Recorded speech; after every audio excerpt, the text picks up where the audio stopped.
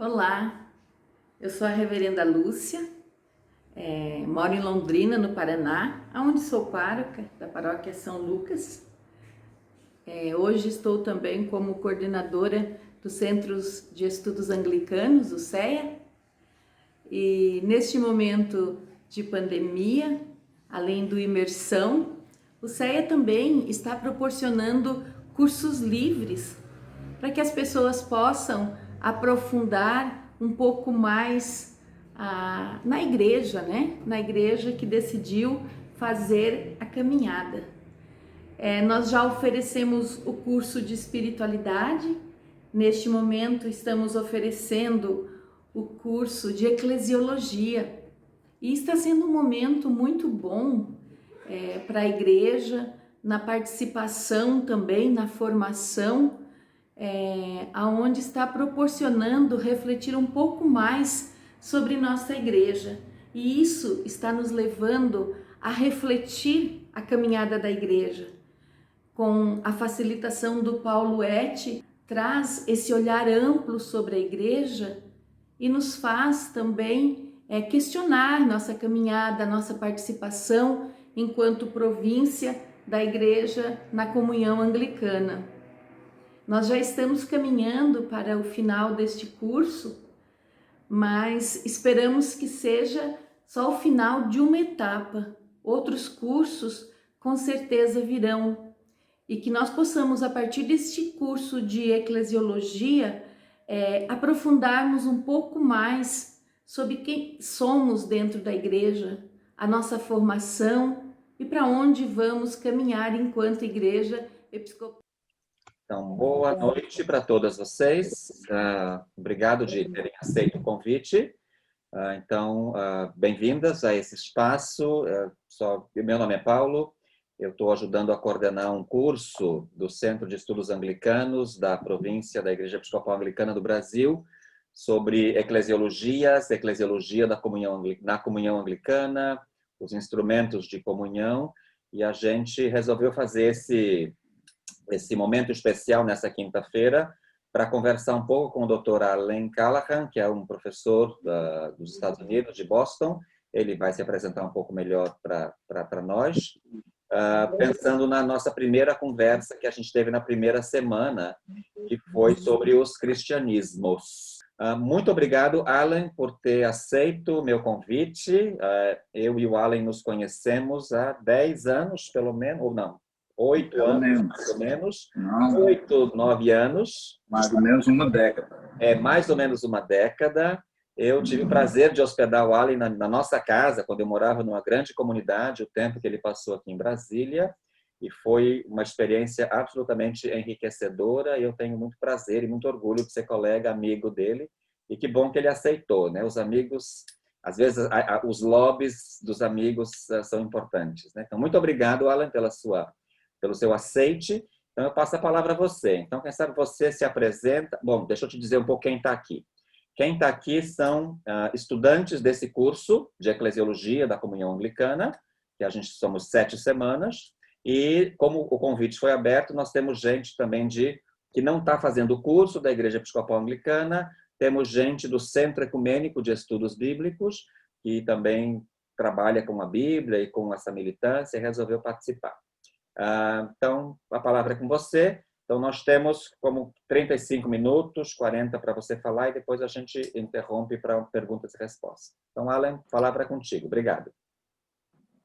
Obrigado também. Uma grande boa noite a todas e todos. Fico muito contente de ficar com vocês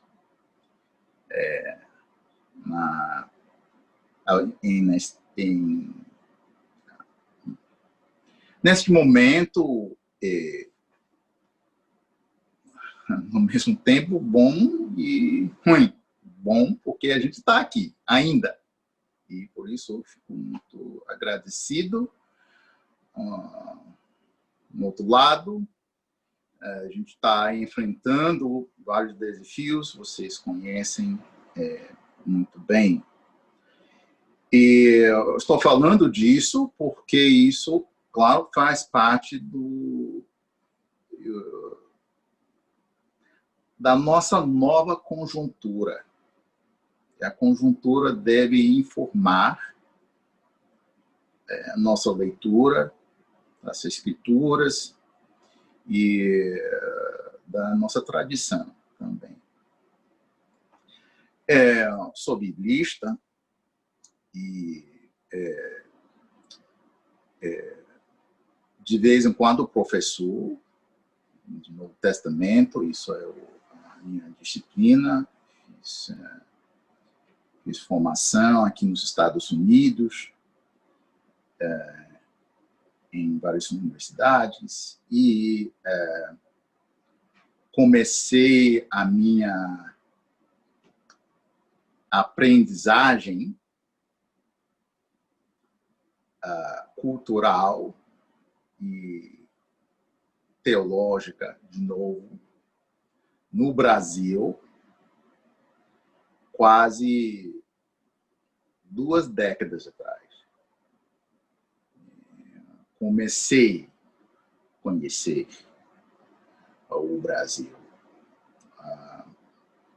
Realmente é a minha segunda casa.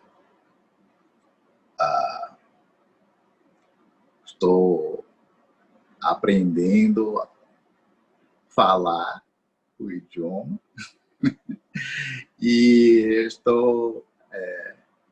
ainda estou estudando o contexto brasileiro, entre outras coisas, para entender melhor o meu próprio contexto aqui nos Estados Unidos. Então, mas, neste instante, gostaria de oferecer algumas observações, começando com o programa. Paulo, vocês têm assistido este programa de televisão, né? Este programa antigo, isso, bem antigo. Foi feito, obviamente, foi feito na minha juventude, né? Então, mas agora queria falar um pouquinho sobre o que mudou e, no meu ver, o que não mudou muito. O programa tinha várias feições interessantes, pelo menos para mim, na minha parte. Primeiro, programa de televisão. Programa de televisão. Então, é uma representação de várias opiniões, mas as opiniões não muitas diversas. Então, as diferenças e os conflitos intelectuais entre os participantes, isso o programa realmente afastou, porque tinha vários conflitos, tinha várias diferenças a respeito da análise do momento antigo, o contexto antigo de Jesus e do movimento cristão. Uma diferença tem a ver com a questão da crença. Nem a crença dos cristãos antigos, nem a crença da gente da igreja, mas a crença entre os historiadores, teólogos. sobre Jesus, sobre o impacto dele, sobre a significação dele. E sobre nossa capacidade, hoje em dia, descobrir o que estava acontecendo no momento histórico dele. E a nossa capacidade de penetrar o tempo mesmo para resgatar as significações antigas. Alguns professores, alguns biblistas, até hoje,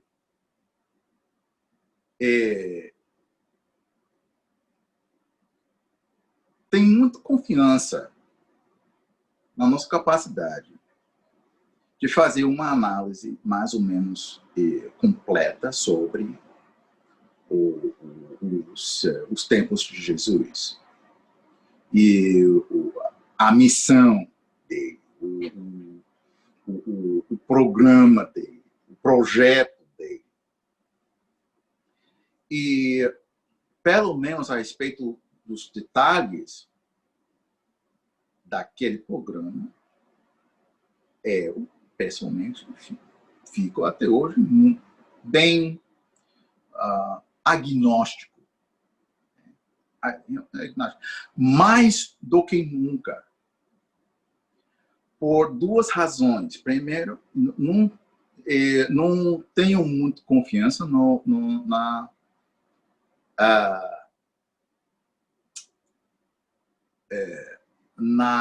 análise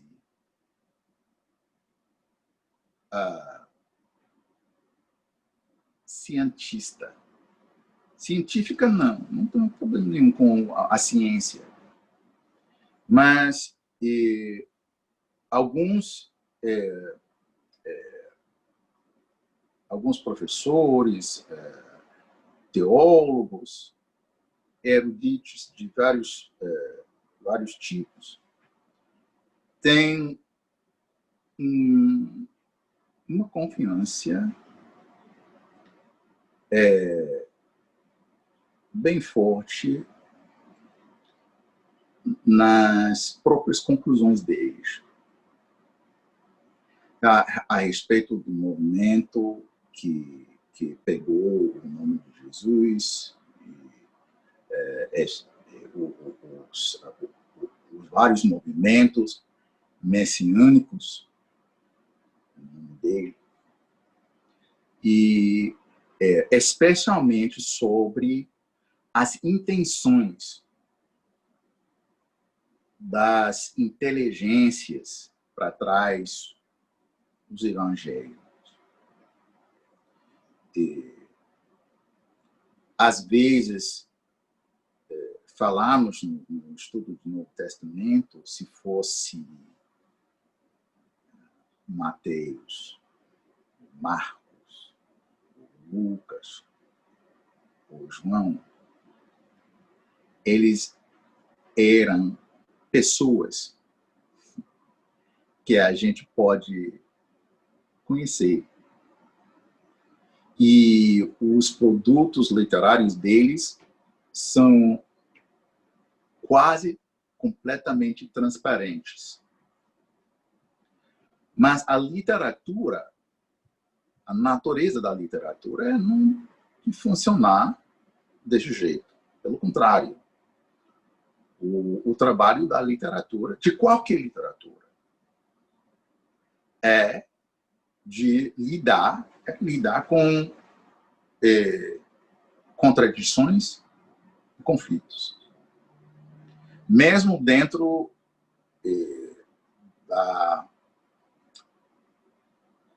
da cabeça do próprio autor ou autores.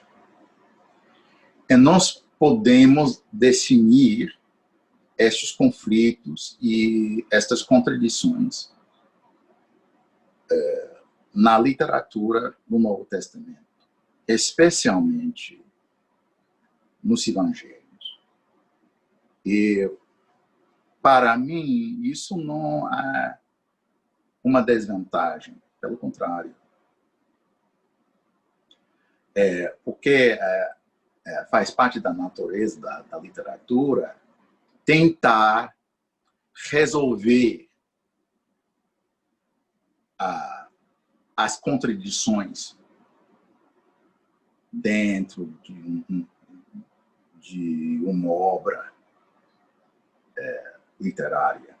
Uma obra literária está lutando bastante para resolver os conflitos internos. Mas, no mesmo tempo, precisamente por causa disso, a literatura reescreve estas contradições e estes conflitos. E um tipo de análise é a tentativa de construir um mapa destas contradições e destes conflitos. E, em vez de homogeneizar o perfil, digamos, de Jesus nos 4 evangelhos. Cada evangelho tem uma tendência, tem várias preocupações peculiares. Algumas preocupações são únicas nos evangelhos. E essas diferenças, estas contradições, estes conflitos, essas coisas são muito interessantes para mim, porque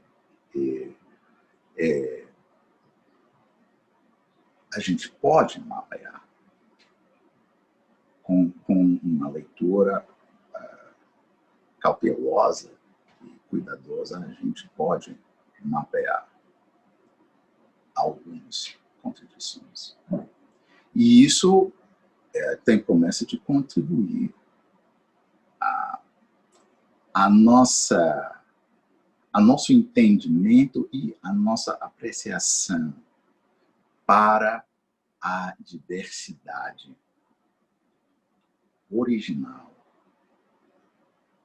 entre os movimentos que pegaram o nome de Jesus para expressar e representar as aspirações deles a respeito do trabalho de Deus no mundo e a esperança das comunidades deles. Então, a minha concentração é a construção de um mapa previsório desses vários conflitos.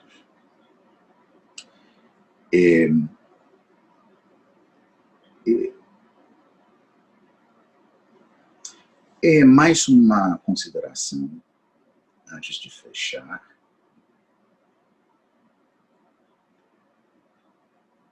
Eu acho que neste momento talvez tão desafiador, a formação teológica deve sensibilizar os alunos a respeito da necessidade de gerar, criar leituras triangulares, leituras de 3 pontos. Primeiro ponto, na antiguidade que a gente pode saber sobre a antiguidade, sobre o momento histórico em que a igreja, as igrejas começaram e desenvolveram. Segundo ponto contemporâneo. Uma palavra, nossa conjuntura. Então, qualquer leitura de qualquer literatura deve começar com uma leitura da conjuntura. Isso é o segundo ponto do triângulo. E o terceiro ponto é o que a gente tem hábito, pelo menos tem hábito, chamar o futuro.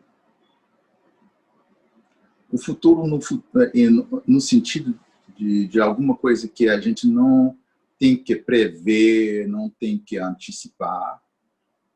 Futuro que a gente está construindo. Uma visão, uma noção, uma aspiração, um complexo de aspirações que a gente quer trazer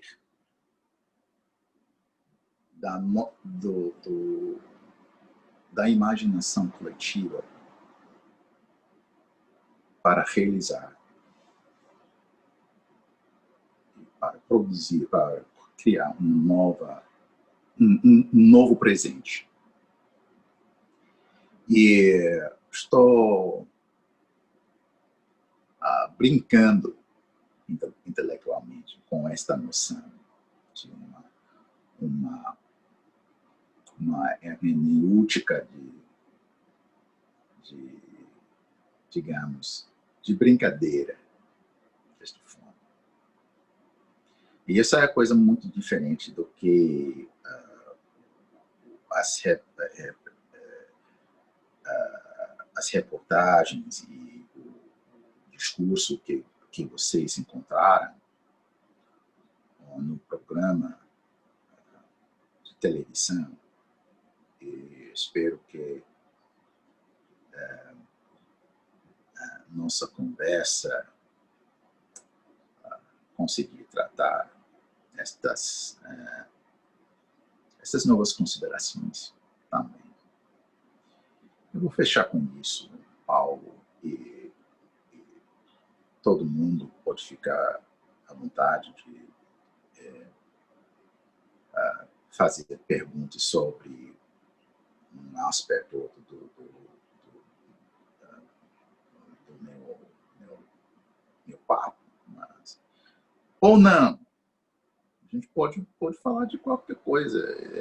Porque a gente pode bate-papo sobre vários assuntos urgentes e exigentes, especialmente neste momento tão desafiador e ao mesmo tempo, um momento que tem muito promessa de gerar uma nova coisa nas nossas vidas. Então, por favor, falem, gente.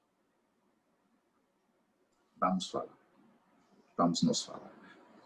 Obrigado, Alan. Thank you very much. Então, a gente vai ter muito tempo para bater papo, para perguntar, para entrar em diálogo com a perspectiva do Alan. Acho que eu queria pontuar duas coisas fundamentais, que como todo autor e como toda pesquisa, acho que é importante isso que o Alan lembrou. O vídeo que eu compartilhei com vocês como uma espécie de introdução ou de provocação, e era simplesmente isso, né? Ela é uma provocação, ela é uma introdução à conversa que a gente queria fazer acho que vocês têm sempre que se dar conta de que nada que nós, intelectuais, propomos é palavra final. Ela é sempre uma perspectiva num determinado lugar. Isso acho que é muito importante quando a gente faz ciência, de se dar conta disso. Tanto para quem oferece, quanto para quem consome, ou quanto para quem debate, discute, né? E como muitos autores, o Allen não diria certas coisas que foram ditas naquele momento, há muitos anos atrás. Eu me lembro que em 2006, quando Norman T. Gottwald, um clássico do método histórico crítico da exegese, veio ao Brasil para um congresso nosso da Associação de Biblistas Nossas. E foi o primeiro encontro da nossa associação, e ele veio para desdizer uma obra que formou dezenas de pessoas. As tribos de Javé, The Tribes of Yahweh. 30 anos depois, ele escreveu As Tribos de Javé, que formou muitos de nós. Ele simplesmente veio dizer no congresso que ele não diria metade das coisas que ele disse naquele livro. E muita gente ficou muito chocada. Teve gente que queria jogar o livro fora, né? Ele disse, não joga não, ele tá bom ainda. Mas é só que é para a gente aprender que as coisas mudam. Eu hoje não diria o que eu disse. E eu espero que vocês, daqui 10 anos, digam a mesma coisa. Eu não vou dizer o que eu estou dizendo agora.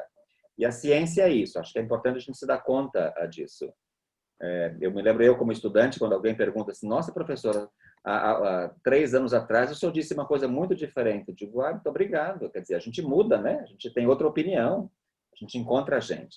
Então, acho que essa é uma declaração importante para nós que estamos estudando, especialmente estamos estudando eclesiologia, estamos tocando no mundo da doutrina, das doutrinas cristãs, e para isso a gente precisa tocar no estudo bíblico. É fundamental essa verdade científica ou epistemológica. As coisas mudam e a gente precisa sempre estar atualizado. Então, obrigado, Allen, por essa lembrança para todas nós aqui. E acho que uma outra coisa que é importante, quem sabe a gente pode se engajar num outro momento, é discutir um pouco mais sobre essa hermenêutica da brincadeira, essa hermenêutica do lúdico. Ela é muito fundamental no momento em que a gente já descobriu que o método histórico crítico ele é muito legal, ele é muito importante, a gente não vai jogar fora, mas tem N outros caminhos e possibilidades de aproximação e de incursão na exegese, na hermenêutica, não só bíblica, de qualquer texto, de qualquer realidade. E a gente precisa, de fato, brincar um pouco mais, né? Aí acho que para o nosso contexto brasileiro vale muito a pena, eu super aconselho vocês a lerem mais Rubem Alves. As conversas do Rubem Alves são absolutamente desconcertantes e científicas ao mesmo tempo, mas elas são desconcertantes. Eu garanto que se vocês forem ler Rubem Alves, vocês vão aprender a cozinhar, pelo menos. Vale a pena, viu? Isso é super importante. E vão descobrir que fazer teologia ou fazer exegese bíblica é quase igual a cozinhar. É bom, você pode dar muito prazer, mas também você pode matar alguém, pode se queimar, pode cortar os dedos, pode ficar com alergia. Então, é sempre essa ambiguidade que é sempre bom. Então, obrigado, Alan, também de lembrar isso. Essa coisa da hermenêutica, da brincadeira, do lúdico, precisa fazer parte do nosso caminho de produzir ciência e de fazer ciência para que ela seja relevante no nosso contexto hoje. E não simplesmente uma nota de rodapé ou uma bibliografia num trabalho de escola. Ok? Então, Alan, eu vou começar. Tem 3 perguntas para você aqui no chat. Então, quem sabe são perguntas gerais. Então, eu vou fazer esse bloco. Então, você pode dar uma resposta e depois a gente pode abrir para outras coisas. E vocês, se quiserem usar o chat, por favor, senão a gente vai abrir o microfone daqui a pouco. Alan, uma pergunta muito rápida, que é meio sim ou não. Estão perguntando se você, em algum momento dos seus estudos, teve crise de fé. Se porque você estudou muito, a sua fé foi abalada ou teve alguma crise. Eu estou entendendo que a pessoa que perguntou está achando que crise é ruim. Mas, assim, acho que deve ser isso. Então, se você... certo, isso. Isso, no sentido que é uma coisa ruim, não. Nunca, graças a Deus, nunca. A crise no sentido de uma mudança, várias mudanças. Fiz várias mudanças, algumas fundamentais, né? E hoje tem um estilo um estilo de interpretação bem diferente. Meu estilo é mais ateísta, no sentido, não no sentido que virei ateu, porque isso não mexe comigo. Não tenho a capacidade de ser ateu mesmo. Sou criança da igreja e tudo mais. Mas tenho uma leitura ateísta, mais ateísta. Aditivo, né? Não é substantivo, é aditivo. Ateísta, no sentido que não a minha tentativa de entender ou interpretar um texto não depende da existência de como é que se diz? Um pai transcendental que pode verificar a verdade da minha leitura, coisa desse tipo. Né? E também é muito interessante para mim investigar vários trechos da Bíblia em que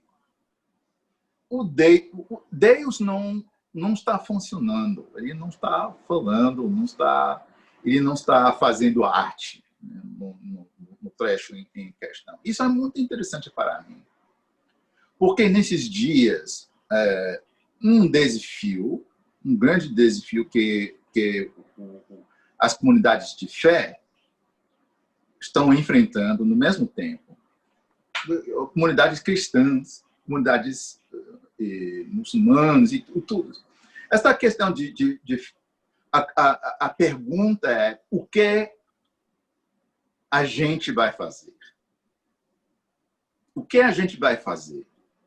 O que a gente realmente quer?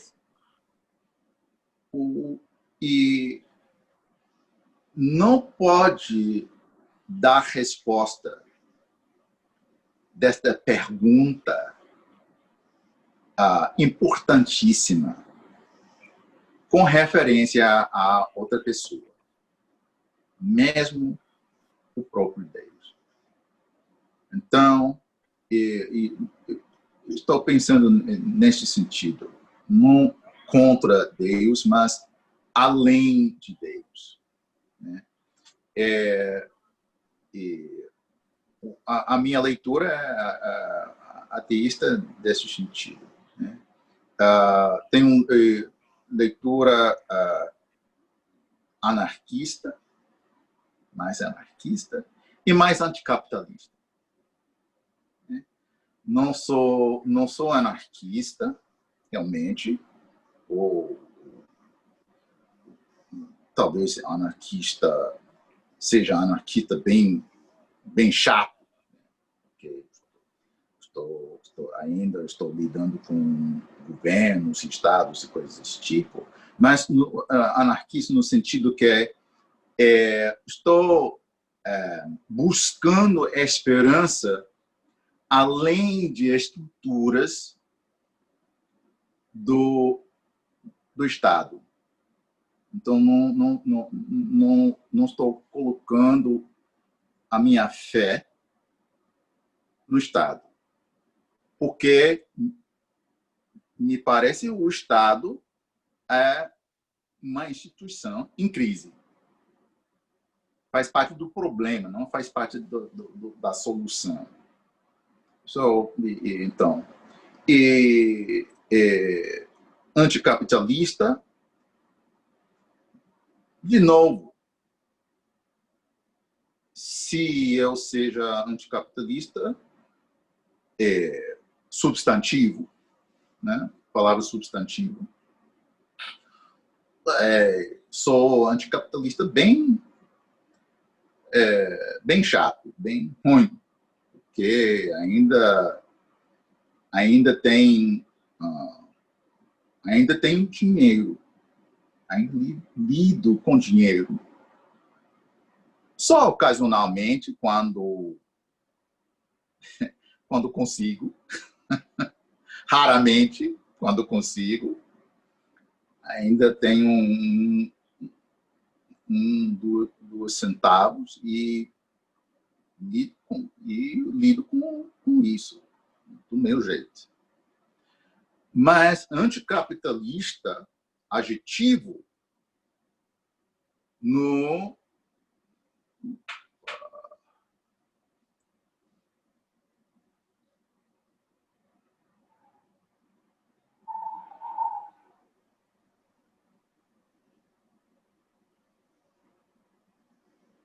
Ok, Alan. A outra coisa, então, tem uma pergunta do reverendo Gessione, se você acha que quando a gente usa o texto o que bíblico... aconteceu? Você sumiu. Aí? Não. Você quer terminar? Você quer terminar? Não,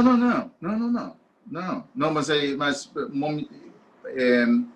foi uma interrupção da conexão. Então, não entendi. Okay. Okay. Another question. So, então, o Gessione está perguntando se você acha que quando a gente usa quando a gente usa o texto bíblico nas nossas liturgias eclesiais, se a gente está reforçando uma visão literal das Escrituras. Essa é um pouco a pergunta dele, né? Para os fiéis. Ou se a gente faz uma outra coisa. Não. Qual é a sua opinião, a sua experiência? Não necessariamente não. Eu acho que a comunidade pode informar o entendimento das Escrituras, como as outras instituições, os outros instrumentos na comunidade. Então, quando a gente ouve alguma coisa, isso é uma questão de conteúdo, né? Não uma questão de rótulo. Isso é mais conteúdo. Então, isso é uma questão que é resolvida, no meu ver, dentro das práticas e do autoentendimento da comunidade em questão. Ok, Alan. Tem um pedido de se você pode terminar o seu raciocínio, porque para nós cortou um pouco da sua última fala sobre a história de ser um capitalista enquanto substantivo ou adjetivo. Você estava falando e aí cortou. Você pode, assim, rapidamente terminar isso? Não, estou lidando com adjetivos. Não estou lidando com substantivos, né? Só adjetivos, né? Isso não é uma questão ontológica, tá? Uma questão, uma descrição de várias tendências em mim ou em uma outra pessoa. E isso é a minha preferência de falar desse jeito. Ok, obrigado. Então, só para quem quer saber um pouco mais, nos Estados Unidos tem uma associação de biblistas e uma associação de cientistas da religião, que chama-se Sociedade Bíblica de Literatura, e a outra é a Associação de Acadêmicos de Ciência da Religião, American AAR. It's Association of Religion. Yeah. É uma associação de estudiosos da religião. Essas duas associações se encontram anualmente e têm encontros regionais. É muito interessante que, alguns anos atrás, a SBL, que é a Sociedade de Literatura Bíblica, tem um capítulo, tem um departamento todo dedicado a lendo a Bíblia na era do capitalismo. E está sendo muito interessante todos os textos que estão sendo produzidos lá. Acho que vale a pena, quem sabe, para quem lê inglês por enquanto, e a gente está tentando, quem sabe, traduzir. Tem vários de nós que têm escrito e participado desses encontros. Como é que a gente lê a Bíblia nessa era do capitalismo, em termos de crítica e de disputa de narrativa, né? Tem uma outra questão, tem uma questão, Alan, que é sobre a questão do racismo, que eu vou deixar por último, quem sabe a gente gasta mais tempo com ela, que pode ser muito interessante da sua perspectiva. Então, antes disso, tem uma pergunta que é da Selma. Você falou dessa questão de construir um mapa, olha, de fazer um mapa de reconstruir conflitos. Ela está perguntando se você poderia trazer um desses grandes conflitos de antes e de hoje. Se dá para fazer, quem sabe, uma conexão entre o tempo da literatura bíblica e de agora, como um exemplo. O que é que significa isso? Reconstruir um mapa para reconstruir conflitos. Uhum. Tá bom? Que bom demais. Fique à vontade, fique à vontade. Tá. Um instante é a questão do messianismo. Qual é esta noção tão esquisita, no meu ver. Nesse sentido, o messianismo, Jesus é Messias, Mas Messias, qual é esta criatura Messias? E qual é qual é a linha de pensamento político que isso gera? O messianismo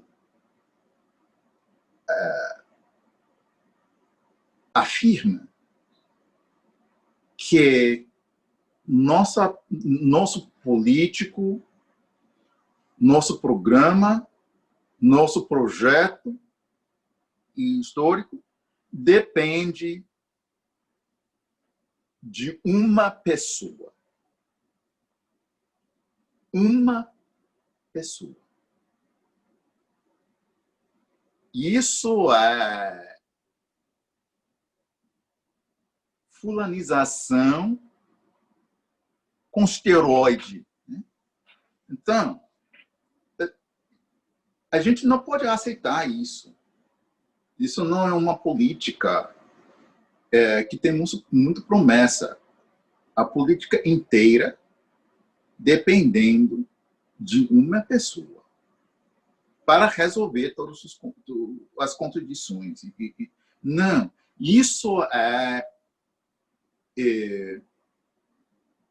um pensamento político infantil. Mas, infelizmente, a Bíblia é impregnada com esta linha de pensamento. Esta linha de pensamento faz parte do desenvolvimento do cânon, do texto autorativo que a gente tem nas mãos hoje em dia. Então, o que a gente vai fazer? A gente pode ler, a gente pode aceitar como escrituras sagradas, mas com uma crítica bem forte sobre as repercussões no nosso mundo atual deste tipo de pensamento político, o messianismo. Investir poder completo numa pessoa. E a gente tem evidência com abundância do século XX sobre os resultados desastrosos desse tipo de pensamento. Isso não é uma questão de imaginação. A gente não está tentando antecipar resultados indesejáveis. Não, não. Não, isso faz parte da história da gente, da experiência da gente. Então, quando a gente lê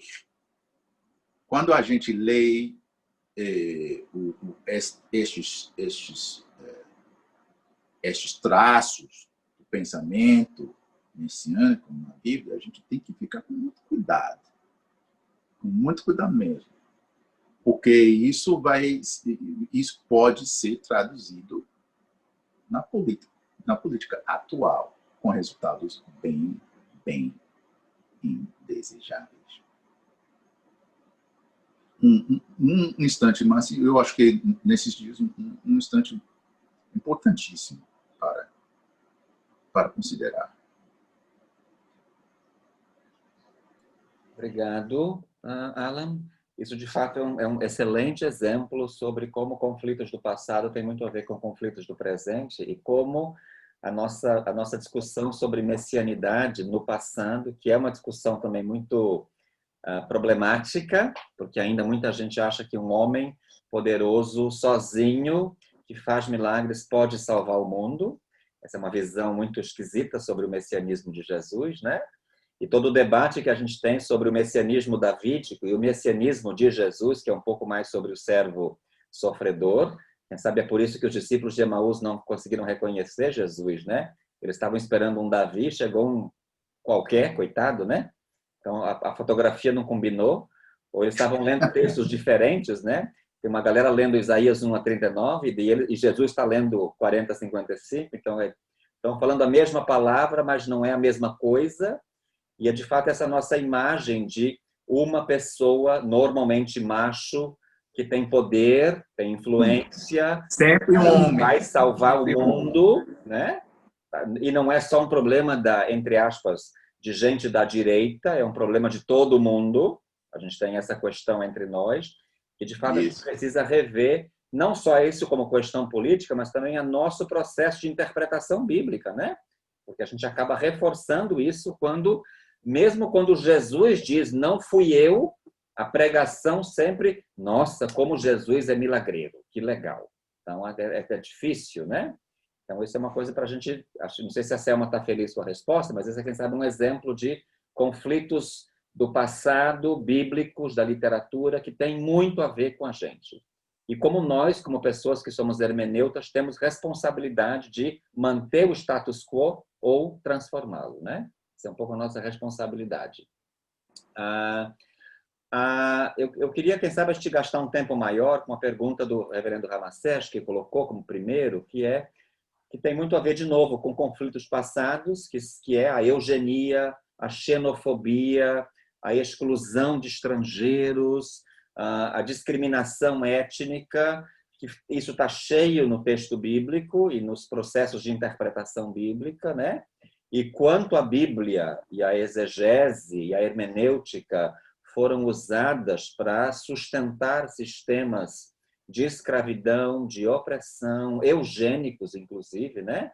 Mesmo em Israel, quando o povo de Deus se transforma em Israel, todo o processo da violência que foi instituir o monoteísmo, o que é que isso significou, e depois, claro, os primeiros séculos, com a pergunta do reverendo Ramacés, que eu acho que vale a pena, quem sabe, escutar você, como alguém de fora, né?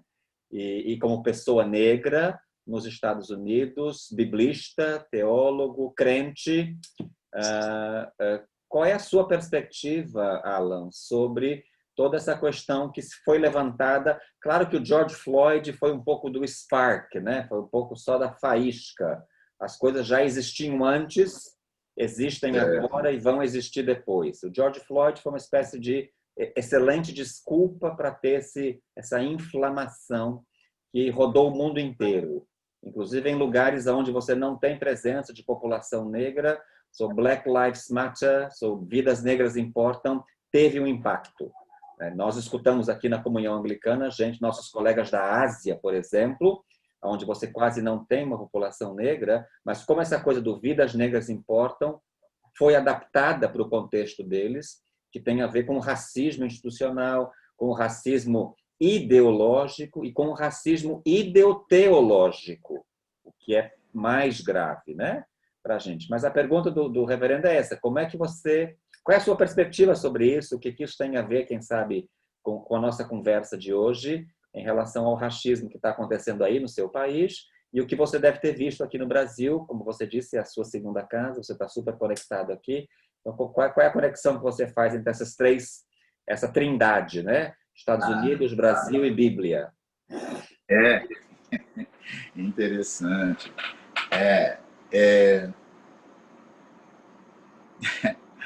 Na minha casa nativa, encontrei o centro do racismo no mundo. Importamos o racismo. Está aqui.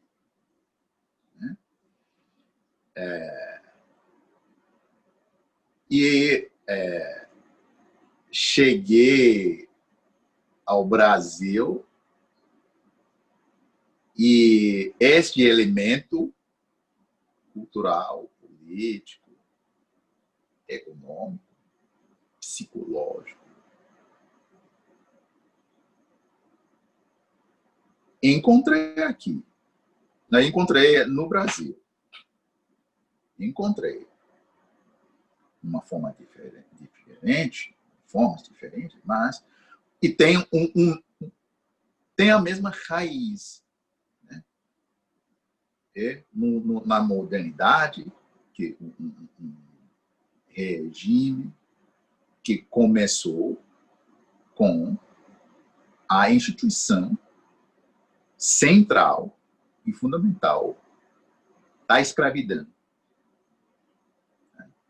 Isso marca a sociedade brasileira e marca a sociedade estadunidense. Então, e isso faz parte na nossa conjuntura. E quando eu falei sobre esta questão da conjuntura, o racismo é um elemento fundamental.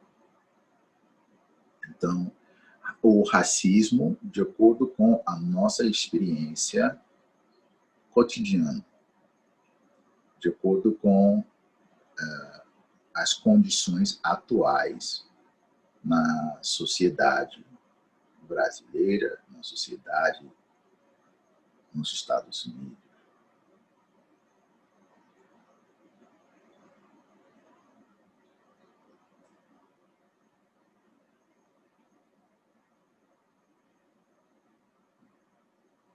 Ok, Alan. Thank you. O Ramacés quer agregar alguma coisa sobre o racismo? Quer saber, a gente dá a oportunidade para o reverendo e aí a gente vai para outra pergunta, tá ok? Reverendo, por favor. Okay. Só para colaborar, então, Alan, em primeiro lugar, parabéns pelo teu bom brasileiro, viu? Está ótimo. Em segundo lugar... meu querido. Então, que elogio. Maravilha, maravilha. Obrigado. Eu li, não sei se é verdade, que Karl Barth dizia que o bom teólogo tinha que ter a Bíblia numa mão e o jornal na outra. Mas se foi Barth ou não interessa. Vai dizer que foi ele. Karl Barth. Isso. Então foi ele mesmo. Por isso que eu trago essa questão do racismo, por dois motivos. Como a Selma tratou da questão do messianismo, eu também acho que essas questões raciais estão intrínsecas da dificuldade, inclusive, da missão da igreja, e nós ainda mais, como anglicanos, brancos e europeus, e aquele negócio todo que a gente trouxe na bagagem. Então, como o Paulinho bem disse, essa questão do Floyd foi só mais um pingo d'água no balde e já está desaparecendo da mídia. Nós temos milhares de negros e negras mortas nesse país, aqui no Brasil, no mundo. Ouvi falar. E o negócio agora já não se fala mais nisso. Isso. E, além disso, o arcebispo Justin disse lá numa palavra, coisa parecida, numa expressão dele, que com certeza Jesus Cristo não era branco. Eu digo, rapaz, se salvou uma alma, não? Com certeza não era branco, não? Mas muito mais do que isso, como é, Alan, que a gente pode pensar nesta igreja, naquele Jesus de olhinho azul, barbinha feita, né? Com esse Cristo que a gente vê do outro lado da miséria, da pobreza, da opressão, dessa vida tão dura, tão complicada de negros e negras superlotando os nossos presídios no Brasil e nos Estados Unidos. E esses branquelas sem vergonhas, políticos do mundo afora, roubando países, roubando nações e nada acontece. Como que a tua experiência de vida e de teólogo pode nos ajudar a recarregar a bateria contra essas expressões, especialmente no racismo, Alan? Obrigado.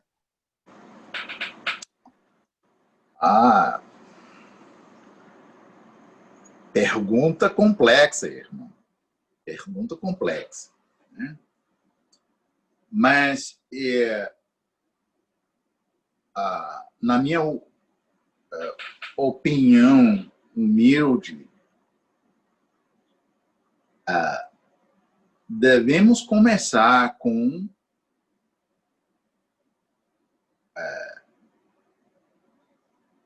um reconhecimento da nossa conjuntura, sem mentiras. A gente tem uma tentação muito forte de mentir sobre isso. Não é tão assim. Não, o racismo, sim, mas não tão assim. Mas esta questão de cacharamento de negros, temos esta prática aqui nos Estados Unidos, um pouco mais do que no Brasil, né? Isso é o capital do encarceramento de negros. Inventamos aqui. Inventamos esta instituição aqui. Então, um elemento que deve fazer parte na nossa análise é: isso não é acidente. Isso não é uma questão de alguma coisa errada aqui, ali, acolá. Não, nada disso. Isso é um fenômeno sistêmico. Faz parte de tudo. Né? Então, a estrutura econômica, a estrutura social e tudo mais. Então, primeiro o fim de mentiras. É muito difícil. Muito difícil. E a afirmação, o reconhecimento, melhor, reconhecimento é que a gente está aqui. Nossa realidade e fica impregnada com esses elementos. Não são coisas episódicas, né? Não são coisas acidentais. Isso faz parte da natureza do regime em que a gente está vivendo. Primeiro, isso. Com os 12 passos, né, contra o alcoolismo, né? Esses 12 passos, vocês têm isso no Brasil, né? Primeiro passo é o quê? Primeiro passo, sou alcoólico, né? Não sou bébido. Meu nome é Callahan, sou bébido. É isso, né? Porque devo começar com a realidade. É a realidade. Diferente, uma coisa diferente do que a verdade. A verdade é alguma outra coisa. Graças a Deus por isso, porque a gente pode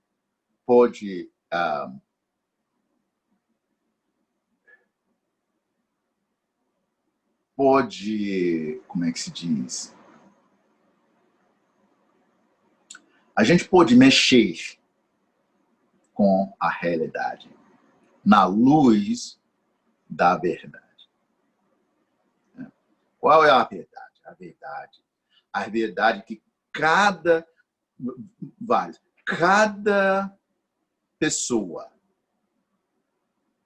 pessoa é a imagem e a semelhança de Deus. Verdade. A realidade, o racismo, machismo, classismo, homofobia, realidades. Não vamos mentir sobre isso, mas a verdade é humanidade transcendente. Humanidade é uma expressão da divinidade, de acordo com a Bíblia. Né? Tá. Então, isso é um começo do processo. E de manter com coragem, porque de vez em quando a gente vai encontrar muita dor nesta tensão, por causa desta tensão. Esta tensão difícil, tensão desafiadora entre a realidade da gente e a verdade da gente. E, enfim, mais uma coisa, tem várias coisas. Isso é uma resposta completamente inadequada à sua pergunta. Né? Mas, para fechar esta resposta inadequada, completamente inadequada, para fechar,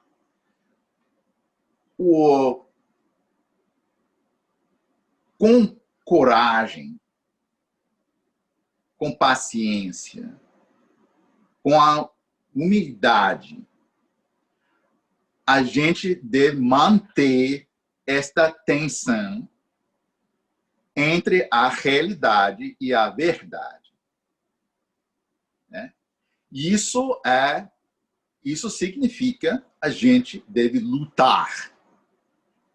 Luta faz parte da natureza da nossa existência neste contexto. A gente não quer lutar. Isso não é uma questão de preferência, né? Mas é uma questão da escolha. A gente deve escolher lutar. Porque senão a gente está cúmplice. Em tudo isso, não tem pessoa inocente neste cenário. Né? Não tem partido inocente. Não tem tribo inocente. País inocente. Não, porque todo mundo fica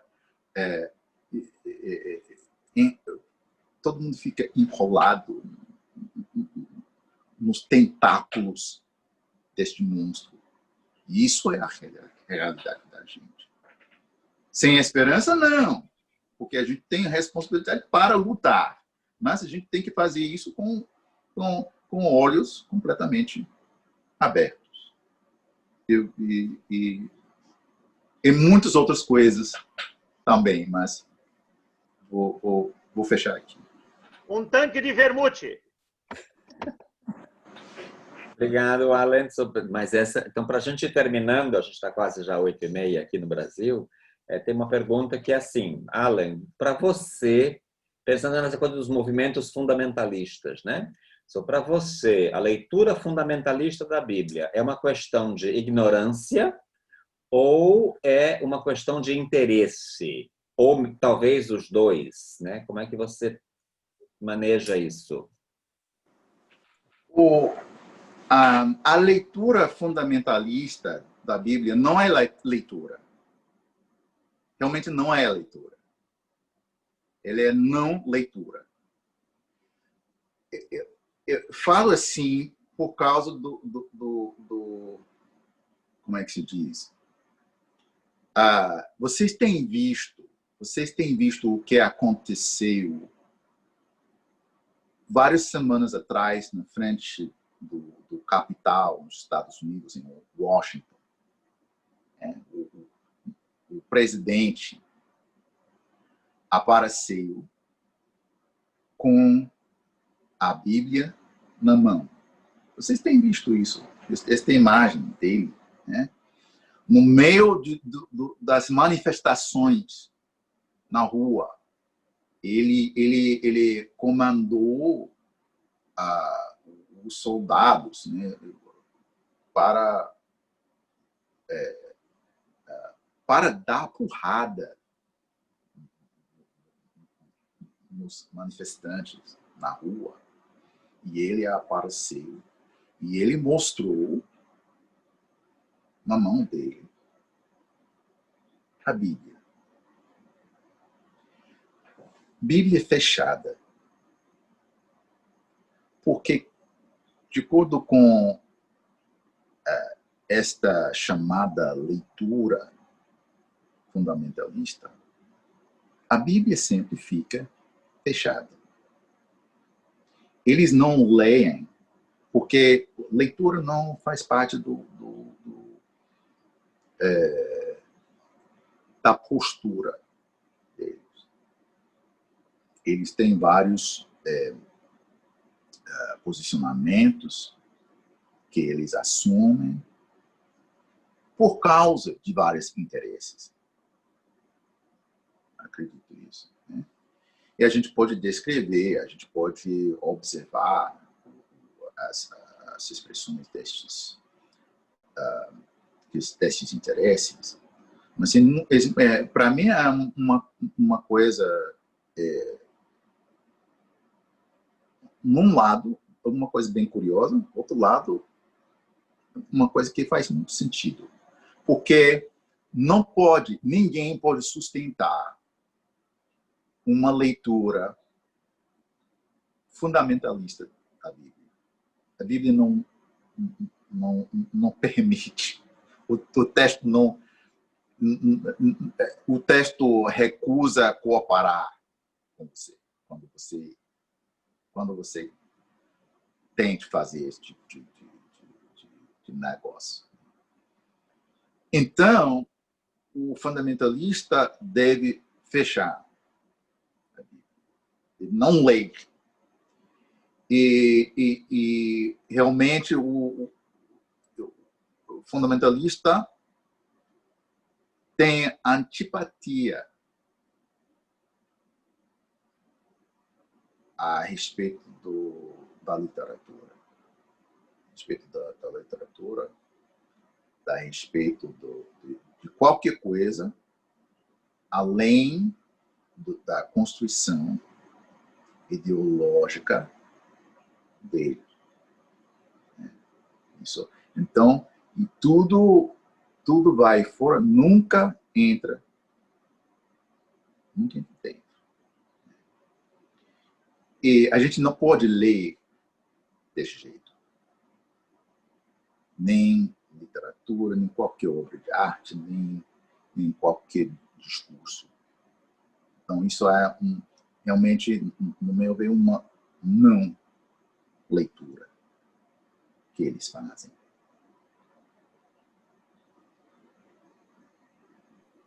Obrigado, Alan.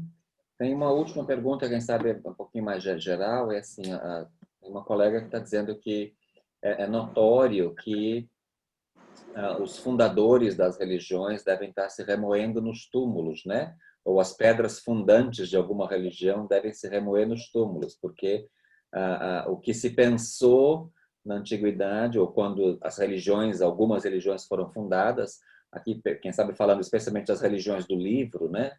O judaísmo, o islamismo e o cristianismo, se a gente for olhar muito rapidamente as religiões como instituição, não como espiritualidade, mas como instituição, se desviaram ou se acomodaram ao sistema, né?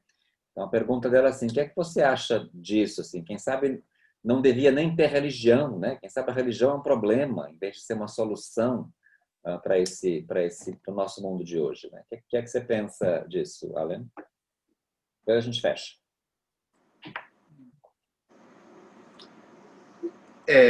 A gente pode ver, a gente pode observar a função da religião na sociedade. Geralmente, a religião funciona para ajudar a gente acomodar, se acomodar à sociedade, as contradições, e especialmente as injustiças na sociedade.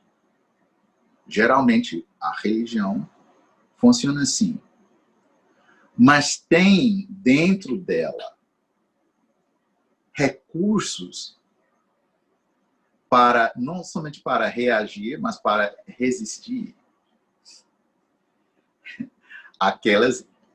precisamente aquelas injustiças. Ela tem sementes para resistência. E isso faz parte da contradição interna dela. Né? Então, por isso,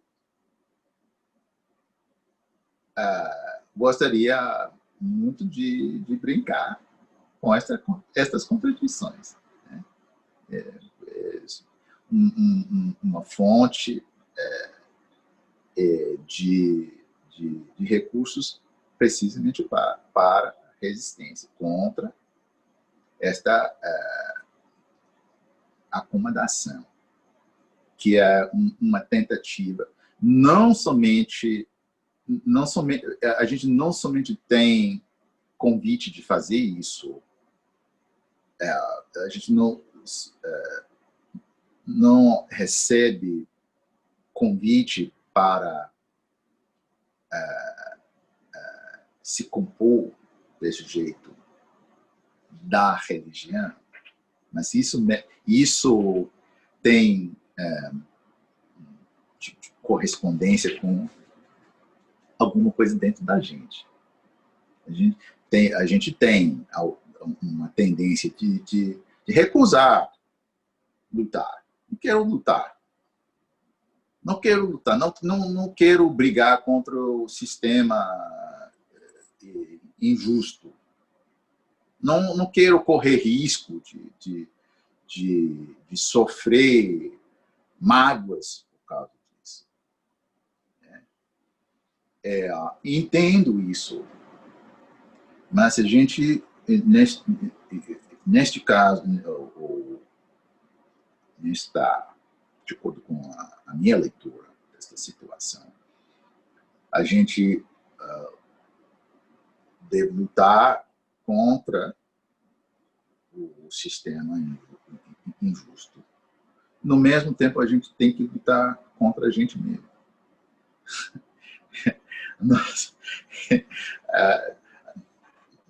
Nossas próprias tendências de ser covarde, preguiçosa, contente com coisas erradas e coisas desse tipo. Isso faz parte com uma espiritualidade da resistência. E a religião tem elementos para facilitar tudo isso no mesmo tempo. E a gente deve fazer escolha, selecionar de acordo com compromisso, com a coragem, a paciência e a humildade, como guias na nossa jornada. Ok, Alan, muitíssimo obrigado. Foi um prazer quase erótico ter você presente entre nós. Espero que você tenha gostado também e ter aproveitado. Quem sabe um minuto assim de última palavra, quem sabe assim, um pedido para você, assim, que recado você gostaria de dar para a gente aí desde o seu lugar de fala, né? O que você acha que a gente seria bom para a gente escutar, assim, bem resumidamente, depois a gente fecha. Tá bom. Fico sem palavras, realmente, mas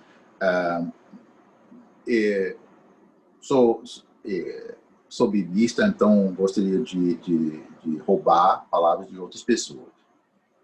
E, neste instante, as palavras de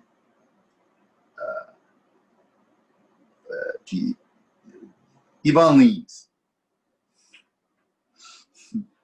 Isso é a escritura sagrada dele.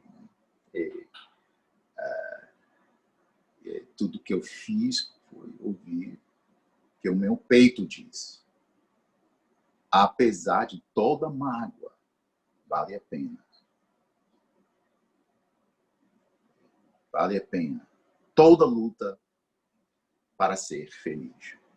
Eu acho que tudo isso tem a ver com uma grande luta, ao fim das contas, para ser feliz. E como ele disse, todo mundo pode ser. Todo mundo merece ser feliz. E me lembro, muitos anos atrás, quando encontrei esta música. Muitos anos atrás. Primeira vez, fiquei encantado. Completamente encantado. No mesmo tempo, não podia acreditar nisso. Uma coisa tão sublime, tão maravilhosa, um conceito maravilhoso. Todo mundo merece ser feliz. Mas não consegui acreditar. Mas lutei, e lutei, e lutei. Eu lutava. E agora, hoje em dia, acredito. E convido todo mundo a acreditar também. Brasileiro me ensinou a acreditar nisso. E fico muito agradecido por isso. Uma grande boa noite a todos e todas. Muito obrigado pela sua consideração, sua gentileza. Até mais, amigo, tá? Tchauzinho. Allen, em nome do CEA, os Centros de Estudos Anglicanos, aqui do Brasil, nós queremos agradecer de coração a sua participação com a gente, trazendo esta fala tão profunda, tão bonita, e falando em português, né? Então, tenha certeza que foi um grande momento para este curso, né? Este momento de estar com você. E agradecemos também o Paulinho, né? Por nos oportunizar este encontro, né? Se o Paulinho não tivesse feito este meio de campo, a gente não o teria conhecido. Você não estaria com a gente. Então, agradecemos de coração a você, Allen, e ao Paulinho também. E que todos tenham uma boa noite e que Deus abençoe a cada um e a cada uma de nós. Gratidão, Allen. Gratidão. Obrigado. Pedro Bezerra, você que é do CEBI, quer dizer alguma coisa? Quem sabe você também está aqui, o CEBI faz parte dessa caminhada. Quem sabe se você quer dizer uma palavra para o Allen e para esse grupo aqui que você encontrou agora. O Pedro Bezerra é daqui de Planaltina, de Brasília. Ele é do CEBI, do Centro Ecumênico de Estudos Bíblicos, long time ago, desde muito tempo, não vou dizer quando, para não revelar as idades. Companheiro de luta, de caminhada e da Bíblia. E é muito bom ter o CEBI com a gente também. Então, quem sabe, Pedro, se você quer dizer alguma coisa em nome do CEBI, por favor. Somos colega de curso, né, Pedro? Que bom que você está aí. Lúcia, da Barra. Sim. Bom, eu quero dizer obrigado pelo convite, obrigado por aceitar. E, Alan, você falou algo que eu anotei e vou levar para continuarmos esse aprofundamento. No Brasil, vivemos tempo de muito fundamentalismo religioso que impacta na política. E você colocou algo que eu gostei muito. O fundamentalista, ele não lê. A Bíblia dele está fechada. Isso, para mim, é muito importante, essa sacada que você coloca para a gente poder conversar, porque realmente a gente precisa superar o fundamentalismo que o Brasil está vivendo esses tempos. E essa sua fala foi muito importante e muito obrigado. E obrigado a todos. Obrigado, Pedro. Prazer. De novo, Alan, muito obrigado por ter aceitado o meu convite, meu approaching, e vamos fazer mais isso em outras ocasiões, quer dizer, vamos continuar conversando. Muitíssimo obrigado.